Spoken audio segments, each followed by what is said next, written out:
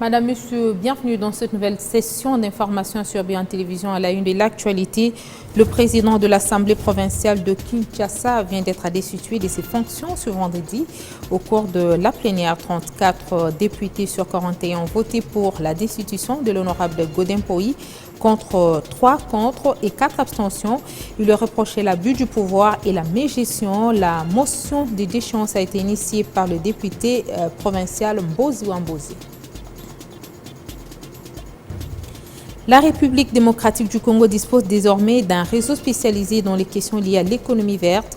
Il s'agit du réseau des organisations de la société civile pour l'économie verte en Afrique centrale, Rescova RDC, un nouveau-né dans ce domaine écologique avec en mission de renforcer le rôle de la proposition et de contrôle citoyen des organisations de la société civile nationale dans le développement de l'économie verte et la transition juste en République démocratique du Congo. Le lancement a eu lieu ce vendredi. Les femmes, en général, ont des difficultés pour améliorer leur entrepreneuriat. Les femmes vivant avec handicap les éprouvent davantage. Pourtant, l'entrepreneuriat formel est un gage de succès.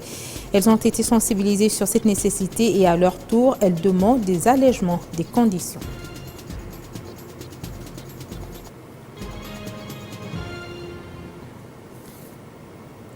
Madame, Monsieur, bienvenue à l'Assemblée provinciale de Kinshasa. Le président a été destitué par ses pairs ce vendredi lors de la plénière. 34 députés sur 41 ont voté pour sa destitution, 3 contre et 4 abstentions. Une destitution intervenue malgré la transmission au bureau du certificat médical lui accordant 45 jours de repos. Pour rappel, il lui reprochait l'abus du pouvoir et la mauvaise gestion. On va parler élection. Les parties prenantes au processus électoral encore partagées entre le cadre légal et le contexte du processus. Le Forum national aura alors permis à ces différents camps de créer un cadre de discussion qui a manqué. De quoi espérer que les considérations des uns et des autres soient prises en compte pour des scrutins inclusifs. La Commission électorale nationale indépendante, avec les délégués des partis politiques, les membres du gouvernement, ceux de la magistrature, des confessions religieuses et de la société civile, ont réussi à jeter les bases d'un cadre de discussion au bout de 3 jours de forum des parties prenantes au processus électoral. Après des panels suivis des discussions, des écueils persistent et qui soulèvent des inquiétudes. Le cas de décider. Le principe primordial pour les élections, c'est la confiance. La confiance entre tous les partenaires et on insiste à ce que cette situation-là soit améliorée. À l'étape actuelle de la situation, cette confiance fait encore problème. Et nous, du côté des décideurs, nous avons posé par exemple la question relative à notre condition donnée pour le dépôt de nos candidatures. Et il a parlé avec les 4 candidats à la présidence et il a promis de répondre. Et justement, on venait de lui poser cette question et il dit voilà, il va répondre peut-être demain par rapport à notre préoccupation. Pour la SENCO, il y a encore des choses à corriger. Nous serons satisfaits quand il va mettre en œuvre tous les engagements qu'il a pris. Il a dit que nous devons les juger sur les actes et non pas sur son patronyme, encore moins sur sa tribu. Alors nous attendons à ce qu'on mette en place des mécanismes devant garantir la sincérité des résultats en passant par la crédibilité du processus électoral. Voilà pourquoi nous l'avons invité justement à pouvoir garantir la transparence en passant par les mécanismes de transparence qu'on doit justement mettre en place. Si certaines entités ne partagent pas forcément le même point de vue que la CENI, la CAJ, quant à elle, s'est dit satisfaite de l'état d'avancement du calendrier électoral. Nous, à ce stade, on ne peut pas dire qu'on n'est pas satisfait. On est satisfait parce qu'il respecte le calendrier. C'est vrai que ça a eu du mal à être accepté par tout le monde, mais si on suit la feuille de route qui avait déjà posé problème dès le départ, on voit qu'il est déterminé à organiser les élections et aujourd'hui, il l'a répété encore une fois en disant qu'il n'y aura pas un jour de plus, une semaine de plus, un mois de plus. Il va organiser les élections. Et pour Denis Kadima, il est plus que jamais clair qu'il pleuve ou qu'il neige, le 20 décembre, il y aura élection. Pas de prolongation, pas d'élus nommés, pas de fraude électorale. Il demande qu'il soit jugé par les actes. Monsieur le professeur. Le président de la Commission électorale nationale indépendante, Denis Kadima, a éclairé la lanterne des participants au forum des parties prenantes au processus électoral sur les différentes questions liées à l'organisation des élections de décembre en République démocratique du Congo. Ce lui a permis au président de la CENI d'interpeller les partis politiques qui tardent à déposer leur candidature car il n'y aura pas de prolongation. Les élections auront bel et bien lieu au mois de décembre prochain. Je vous propose de l'écouter. Ce que je vous dis ici, nous avons dit à ceux qui pensent que la fraude électorale sera encouragée par l'équipe qui est en place. Ça ne se fera pas. Par rapport au BRTC, Bureau de réception et de traitement de candidature, nous n'avons pas le temps de prolonger. Parce que là aussi qu'on voit le désordre au niveau des partis politiques. Je pense que NDI a vraiment du pain sur la planche. Je ne sais pas où Daniel est. Oui, vous avez du pain sur la planche. Vous savez, nous avons déjà fait plus d'une semaine. Nous sommes peut-être au 10e jour, je ne sais pas. On avait commencé le 25, le 26. Et ils n'ont pas encore soumis le dossier. Et à la fin, on va nous demander de prolonger. Nous n'avons pas le temps de prolonger. Le 20 décembre 2023, nous aurons des élections dans ce pays. Je vois, il y a beaucoup de prophètes qui disent qu'il n'y aura pas d'élection.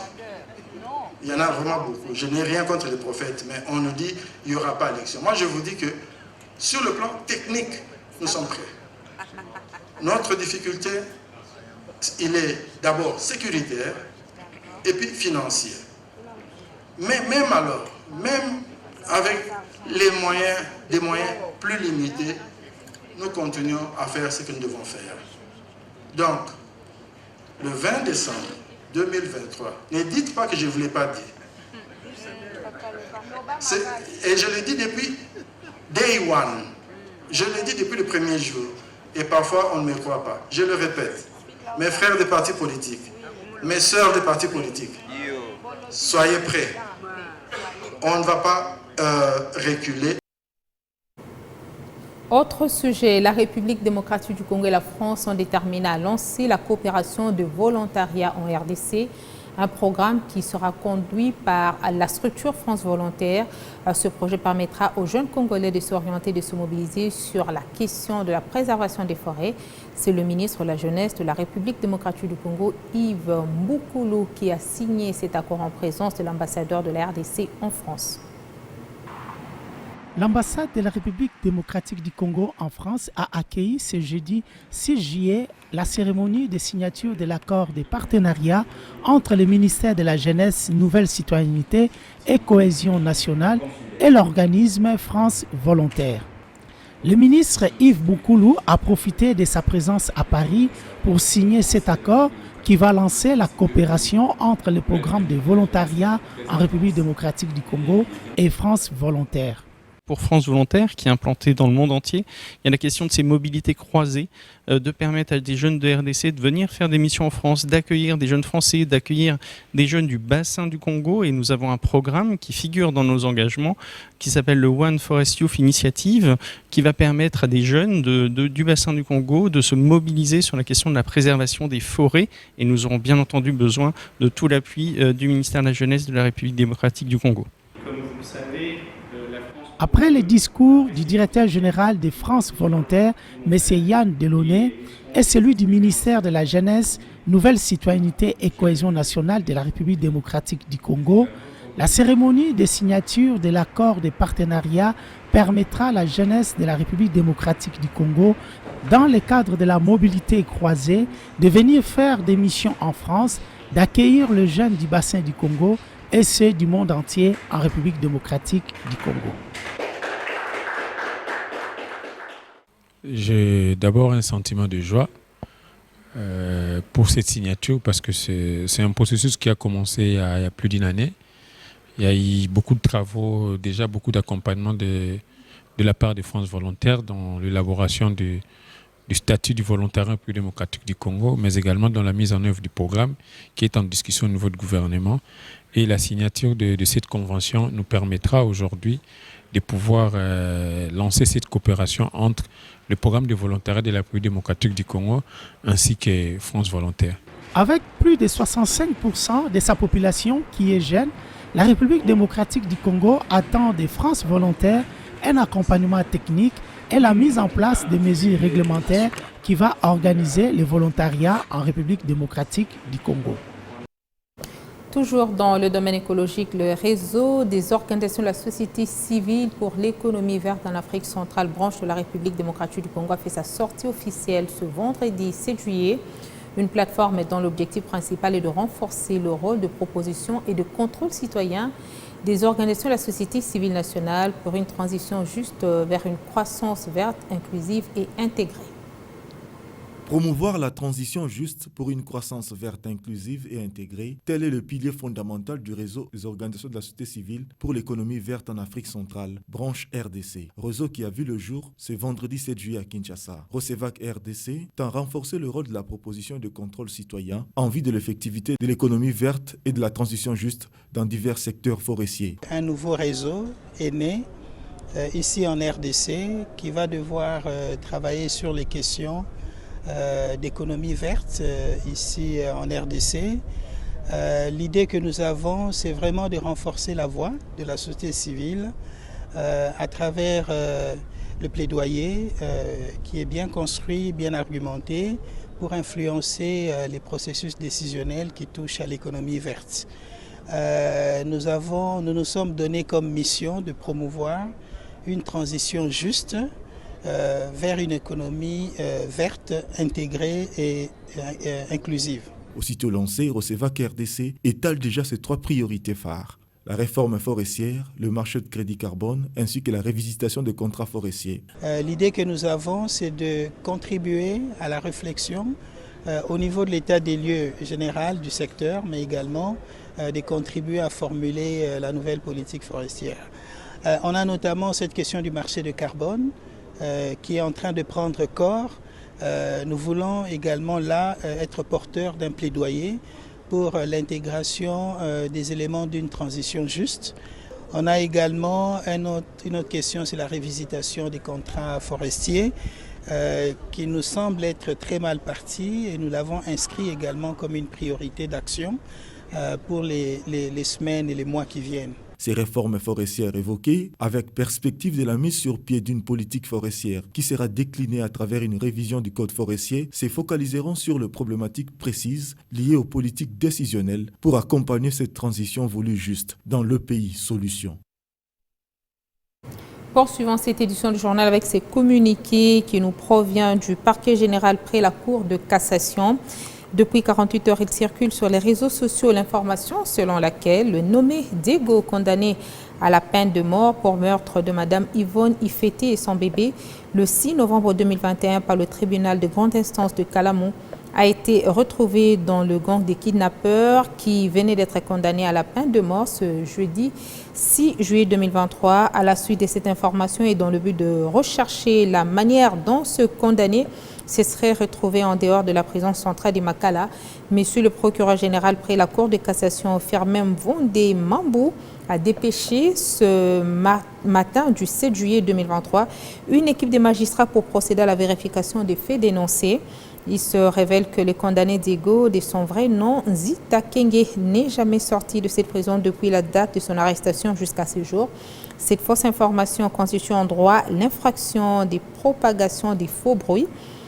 Celle-ci consiste dans le fait de répandre sciemment des bruits non fondés, mensongères, des fausses nouvelles qui sont de nature à alarmer les populations, à les inquiéter ou à les exciter contre les pouvoirs établis dans le but de s'aimer les troubles dans l'État. Monsieur le procureur général près la Cour de cassation, tout en informant la population que la gestion des prisons et des prisonniers ne révèle pas de sa compétence, mais plutôt du ministère de la Justice, reste néanmoins ouvert à toute information relative à des prisonniers retrouvés en liberté de manière suspecte et met fermement en garde tous les propagateurs des faux bruits qu'ils ne resteront pas impunis. On passe à autre chose. 49e conférence de presse d'Ekiba Ligo de l'entreprise se dit sur une bonne voie pour atteindre ses objectifs annuels. Lors de cette rencontre, le président délégué général de Barrick Mac Britor a annoncé que cette société minière va déployer bientôt son plan de production pour les 10 prochaines années. Après une décennie florissante, Kibali Gold entend déployer un nouveau plan de croissance de 10 ans, une vision basée sur le long terme. Annonce faite au cours de la 49e conférence de presse de Barrick, un rendez-vous d'exercice de redevabilité auquel l'une des plus grandes firmes d'extraction d'or d'Afrique ne manque pas. Face à un public bien varié, composé entre autres des notabilités de Haute-Ouélé, des politiques, sociétés civiles, chefs d'entreprise, partenaires et presse, le docteur Marc Bristow a passé en revue les réalisations de cette entreprise à quelques mois de la fin de l'année 2023. Les indicateurs sont au vert pour l'atteinte des objectifs assignés en début d'année. Kibali a augmenté sa capacité de production à 2000 tonnes d'or et détient des réserves suffisantes pour rassurer les remplacements de celles déjà épuisées. Le respect du cahier des charges, la collaboration étroite entre Kibali, gouvernement et communauté locale font partie des clés de cette réussite marquée par un élan de développement dans l'une des contrées les plus reculées du pays. Kibali tient aussi à la conservation de la biodiversité. Plusieurs actions ont été menées dans ce secteur, entre autres les débuts du processus de réintroduction des rhinocéros blancs dans le parc de Garamba. Le gros souci que nous avons aujourd'hui, c'est le problème de pauvreté que nous devons attaquer ensemble, que nous devons résoudre, car ce n'est que de cette façon-là que nous allons assurer un lendemain meilleur, avec une vision basée sur le long terme, dans laquelle nous essayons de regarder quelles sont les difficultés que nous avons en termes des infrastructures qui nous manquent, en termes de capacité hydroélectrique que nous avons mais que nous ne développons pas, mais qui peuvent pourtant être la réponse à l'Afrique. Il a ensuite parlé aussi de la biodiversité, avec comme idée de pouvoir diversifier donc l'économie dans le coin de la République. Cette 49e conférence de presse a été marquée par la remise d'un don à 2 ONG, Azur et Jeunes au Soleil, un soutien qui s'inscrit dans le cadre du programme Nos vies en partage. 11 projets de développement communautaire ont été lancés en 2023 et 7 seront bientôt achevés à mi-parcours. Des preuves palpables qui placent Kibali parmi les entreprises engagées réellement dans les développements communautaires.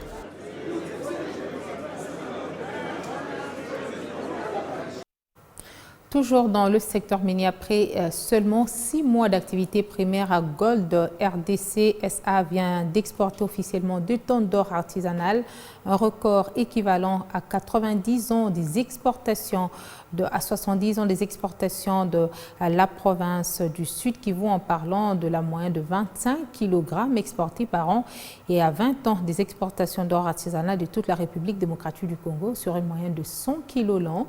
Primaire à Gold DRC SA projette de rapatrier plus de 500 millions de dollars américains, ce qui impactera positivement sur l'équilibre de la balance commerciale. L'accord a porté ses fruits. Le projet se matérialise. Primera Gold, en partenariat avec le gouvernement congolais, s'est résolu à ramener la production artisanale de l'or vers le circuit officiel. Pour y arriver, l'entreprise travaille sans relâche afin de donner à la RDC l'opportunité de développer localement la chaîne de valeur de la filière aurifère, de l'extraction à l'exportation, en toute transparence et respect strict des normes de traçabilité et de diligence. Un contrat qui permettra la valorisation de nos minéraux qu'on appelle les minéraux 3T. Et avec l'expérience de l'or artisanal, il y a de quoi finalement être rassuré, espérer faire beaucoup mieux. Que ce soit les minéraux aurifères ou stanifères, ce sont les 2 gammes de minéraux qui n'apparaissaient pas dans la budgétisation du pays, parce que ça n'apportait rien à la RDC. Il était grand temps, à mon humble avis, que la RDC essaye ou prenne le contrôle de ces circuits aussi stratégiques que les coltas. Un ambitieux projet qui vise à mettre sur pied une fonderie pour soutenir la chaîne de valeur de minéraux stanifères en République démocratique du Congo. Il s'agit de l'une des plus grandes fonderies de 3 tonnes en Afrique et dans le monde. La RDC, à travers Primera Gold, a exporté près de 2 tonnes d'or issues de l'exploitation artisanale. C'est une première en RDC. En comparaison notamment aux chiffres réalisés les années précédentes. Donc à titre d'exemple, en 2022, la RDC n'avait exporté que 34 kilos, contre 2000 kilos cette année depuis l'avènement de Primera. Avec Primera, ce qu'il faut comprendre, c'est que nous réussissons à ramener progressivement ces exportations frauduleuses dans le circuit formel. Et comme je l'ai dit tout à l'heure, c'est la raison même d'être de Primera Gold RDC. Dans son volet social, une forte délégation des membres du conseil d'administration s'est rendue à Bukavu pour venir au chevet des milliers de victimes de la catastrophe naturelle récemment survenue à Bushushu et Nyamukumbi dans le territoire de Kalié, au sud Kivu, où plusieurs tonnes de vivres et non-vivres ont été remis par le truchement du gouvernement de province pour apporter une dose de réconfort à cette population sinistrée. Autre sujet d'actualité, l'allègement des conditions pour formaliser l'entrepreneuriat. C'est la demande faite par les femmes vivant avec handicap au regard des difficultés qu'elles éprouvent pour améliorer leur entrepreneuriat. Ce soutien à la croissance et au développement économique via les innovations sur le marché perçu comme un gage de succès. Un moment d'échange en vue des solutions pour l'amélioration de l'entrepreneuriat des personnes vivant avec handicap. Elles étaient venues pour la plupart à cette sensibilisation pour avoir de rudiments afin de concourir à leur épanouissement dans la finalité de quitter l'informel pour le formel, afin d'être considérées à juste titre malgré leur état de santé. Comme tout être humain, les personnes vivant avec handicap doivent aussi entreprendre. Mais se lancer dans une activité suppose avoir des connaissances ainsi que des documents qu'il faut selon la norme de l'État. Il n'y a pas d'embauche, il y a la mendicité. Or, l'avènement du président de la République, ce qu'il dit à la tête de ce pays, son premier discours, il a dit qu'il fera des Congolais les milliardaires, les millionnaires, les milliardaires. Aujourd'hui, nous avons intervenu sur la promotion d'entrepreneuriat dans le chef des personnes avec handicap. En majorité, les PVH n'entreprennent que difficilement. Leur handicap semble freiner cet élan et les réduire à la mendicité. Et face à l'ignorance des textes des lois, les PVH ont dû abandonner leurs entreprises. Le cas de Mélanie Moussaou, par manque de documents. Les moyens d'abord que nous avons, nous personnes en situation de handicap, ne valent pas la peine de nous acheter à nos propres moyens les documents, parce que les documents coûtent énormément trop cher et que nos moyens, nos chiffres d'affaires ne valent pas la peine d'avoir ces documents. Je fais l'appel au gouvernement qui est le père de tous, afin d'établir un mécanisme de prise en charge pour l'entrepreneuriat des personnes en situation de handicap, aussi de renforcer les capacités de ceux-là qui entreprennent déjà. ONU Femmes et CAFCO, qui veulent accompagner cette catégorie des personnes à se lancer dans l'entrepreneuriat, ont pris à cœur leurs desiderata liés à la paupérisation. Dans le cadre du projet dissémination de lois favorables aux femmes, que ONU Femmes appuie CAFCO, nous avons voulu travailler avec les personnes avec handicap, parce que dans le cadre de ce projet, nous avons un principe qui dit ne laisser personne pour son compte. C'est-à-dire qu'on ne peut pas laisser les personnes vivant avec handicap travailler seules. C'est une catégorie, je peux dire, spécifique. Il raconte un bon nombre de problèmes.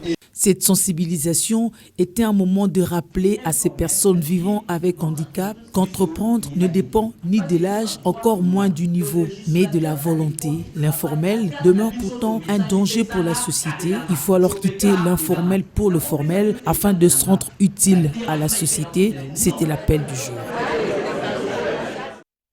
On va parler culture pour terminer, activer la collaboration artistique intercongolaise, assurer le mentorat musical, développer l'éducation musicale et puiser dans l'authenticité des racines congolaises. Sont là les quelques recommandations formulées par l'orchestre américain à l'issue de son séjour en République démocratique du Congo. Émerveillé par l'originalité congolaise, Opus Bliss s'engage à maintenir la collaboration avec les artistes congolais dont la musique a traversé à toutes les frontières. Opus Bliss, au grand complet, passe en revue son séjour en République démocratique du Congo, ponctué des échanges culturels, des ateliers et prestations entre Kinshasa et Kisangani. Cet orchestre américain de jazz a été émerveillé de la musique congolaise perçue comme des racines des musiques afro-américaines et latines. Les artistes étaient exhortés à puiser donc dans l'authenticité.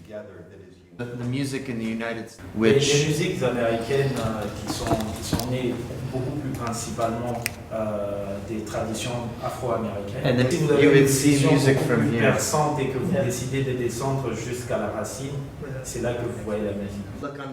En tant que musicien, notre objectif était d'apprendre le maximum possible des populations congolaises, mais également de leur apprendre le peu que nous connaissons. Donc le partage est vraiment au centre de nos préoccupations. Au talent, la passion, la musicalité, l'état d'esprit culturel impressionnant constaté dans le Congolais, cet orchestre composé notamment des enseignants de musique recommande aux artistes congolais d'ajouter l'éducation musicale parmi les priorités pour faire face à la compétitivité mondiale. Mais à partir du moment où ils prennent leur musique et qu'ils placent sur des plateformes de streaming et de téléchargement, ils sont dorénavant en compétition avec le monde entier. Oui, vous avez peut-être une influence R&B, mais il est super important pour vous de regarder au-dedans de vous-même, au-dedans de votre communauté et identifier cette histoire ou c'est quelque chose qui vous rend unique par rapport au monde entier. Un des plaidoyers les plus importants, nous avions beaucoup insisté en leur demandant humblement de travailler ensemble. Le digital demeure un grand défi commun, dit Opus Plus, il faudra toujours être au point pour survivre. Le talent, il est très clair, le talent au Congo, il est immense. C'est qu'il y a un vrai besoin d'éducation. Pouvons être capables d'aider individuellement parlant, c'est de partager tous les matériaux d'éducation que nous avons, de les partager avec ces musiciens avec qui nous gardons contact. Ce voyage éclair a permis à cet orchestre de jazz de s'imprégner des similarités et l'impact de la musique congolaise dans la sphère musicale mondiale. En perspective, le partage des connaissances va se poursuivre sous les signes de jazz entre les États-Unis et la République démocratique du Congo. Someday, baby, when you want your man and you find him long down, just like C'est par cette note musicale que nous bouclons cette édition du journal. Madame, Messieurs, merci d'avoir été de nôtres. À demain.